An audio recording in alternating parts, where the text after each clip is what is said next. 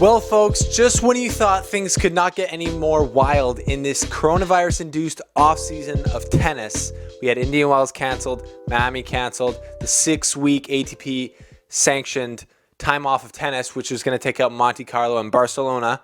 The French Open has officially been postponed until after the US Open. So we're obviously going to talk about that on this episode of The Slice. We're going to talk about a conspiracy theory I have that involves Federer. And we're going to talk about how you can support tennis and be involved in this time off. So thanks for being here. Let's get into all this craziness here on The Slice. So I don't have many bagels. Welcome to The Slice. Welcome to the slice. Welcome to The Slice.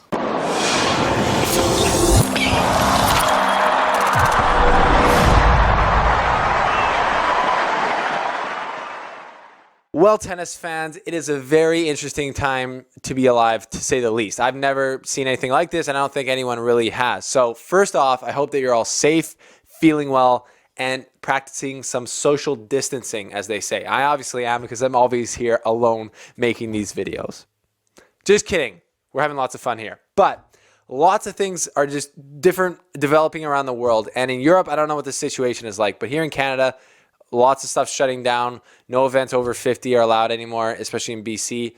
And things are going crazy. But the craziest news is the French Open. So stay tuned to the end of this video to hear my conspiracy theory about Federer and the ways which you can support the Slice and the tennis industry, even though there's no tennis going on and you can be involved. There's still going to be lots of fun things to talk about, clearly, because the French Open's on. So like this video, it helps us out, get noticed by more people. So click the like button and subscribe. But the French Open being moved. So what are the facts? Tennis World USA reports that the French Open is moved from its normal time to September 20th to October 4th, just after the US Open. So that's crazy, first of all. It says right here, the French Tennis Federation announced on Tuesday, 17th of April, today, that the 2020 edition of the French Open will be held between 20th of September and the 4th of October.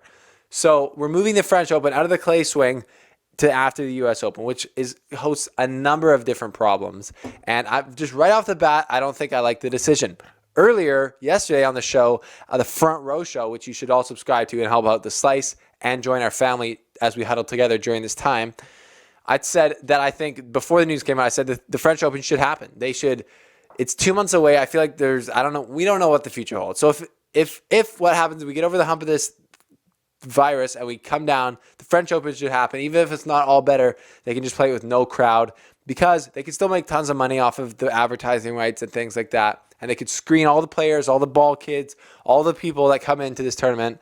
And I feel like they can make it happen, because it has to happen. The French Open has to happen. You can't have a year where only 3 majors happened or 2 majors happened like that. It would just totally mess up the history books in a sense and give way too many theories for people to debate. When debating tennis history, wow, Delaware Beach ball, as tennis fans love to do. We love to debate and argue, apparently.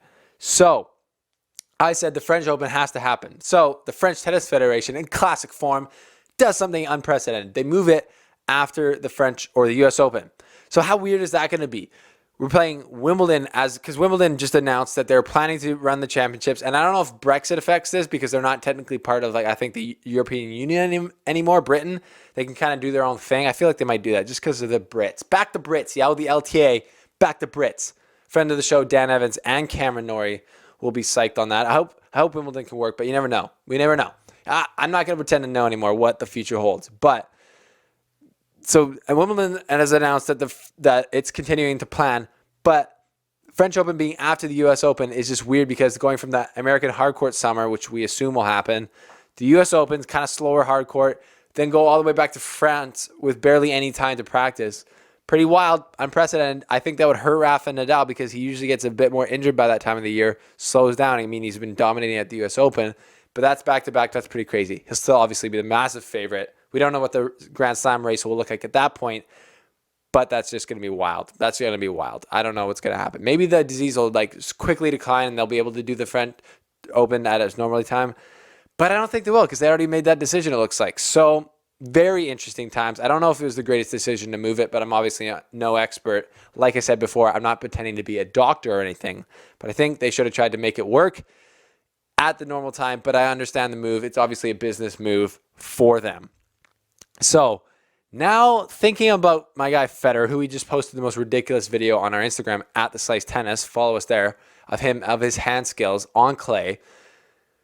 He announced the decision to get surgery while I was in Delray Beach, getting this ball, interviewing Milos Raonic, doing all the fun stuff, which if you haven't seen, check it out. While we were down there, he announced that he had already got the surgery and he's going to be skipping the clay swing. Then coronavirus hits. It already hit in China, but then it became a pandemic across the globe. And Indian Wells got canceled, Miami got canceled, the French Open now got moved, all this.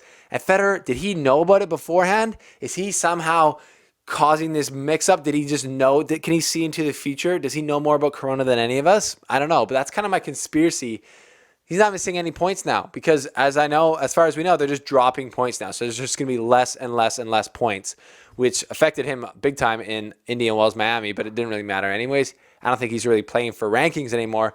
But I think Djokovic fans and Nadal fans will conspiracize with me that Federer is at the helm of all this craziness just so he doesn't have to lose and miss out on any tournaments. It's obviously a wild out there theory, but what are your theories? What's going on? Let me know. But all I know is right now, real talk, in this time of uncertainty in tennis, literally my job, I work for an awesome coffee roaster here in Canada. We might be forced to shut down. So I literally might not have a job here in the next while. That's okay. I got you guys. But I just want you to know that your support means more than anything else to us. YouTube pays me literally almost $0 a month. So any of the support I get from the Slice comes from Patreon. So I do a show, as you guys know, called The Front Row. And during this time of uncertainty, I'm going to be posting a lot more on there, interactive content. On the show yesterday, I talked about how we're doing a video next week where I'm getting your guys' answers for your favorite tennis matches of all time. From those suggestions, I'm going to go look at them, watch the highlights, take notes, and we're going to all talk about it. That's just going to be the next episode upcoming next week on the Front Row Show, which is on Patreon, where you can give $1, $2, $3, $4 a month to support content creators like us. We're at about 15, 16 super dedicated guys on Patreon, and you guys literally have helped make it all possible, going to Delray and stuff like that. But I need more of your help. So if any of you can afford to jump on there and support us, it would be greatly appreciated. Support independent tennis journalism during this time. Support us. I appreciate it all. We'll see you on there because I'm going to be making a lot more videos in there. I'll also be keeping everyone updated, of course, on the happenings through this time, but we're going to be having lots of fun on the Front Row Show, looking at old footage, looking at rivalries, looking at head-to-heads, conspiracy theories in tennis, all of it. So jump to the link below to take you to the Patreon, and for any amount of money, you can join the Front Row Show and see us on there. So I appreciate your support. Thank you for sticking with tennis. We're going to get through it, guys. There is hope at the end of this tunnel. I know there is. But for now, listen to the governments. Stay safe, practice social distancing, practice your volley skills against the wall or whatever. And the main thing is stay safe, obviously. But that's it from the Slice here. French Open moved. What do you think? Let me know. And as always, like and subscribe. And check out this interview here with Milos Raonic or whatever video is about to play here. I don't even know yet, but you should definitely subscribe. See you soon, guys. Much love.